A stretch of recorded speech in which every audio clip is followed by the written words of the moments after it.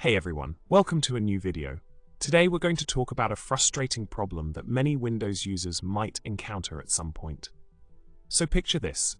You leave your laptop on for a few hours, only to find that annoying spinning circle on the screen for way longer than it should be there. You try restarting, but the circle just won't go away. Sounds like a nightmare, right? Well, that's the problem we're going to tackle today. Solution. The issue most likely lies in the new, modern Settings app. It seems to be stuck in a loop, causing the spinning circle to appear for an absurd amount of time.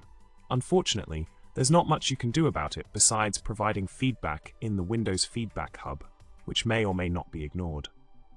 A workaround that could work is accessing the old classic control panel using the shortcut Wint-R, typing Control, and browsing through the options there. To sum it up, dealing with a never-ending spinning circle while trying to use your Windows laptop can be incredibly frustrating. The problem seems to be related to the new Settings app, and the solution might involve reverting back to the trusty old control panel. Remember to stay patient and try not to let technical glitches like this one ruin your day. Alright, that's all for today, folks. Don't forget to subscribe, like this video, and leave a comment below. Until next time, happy computing.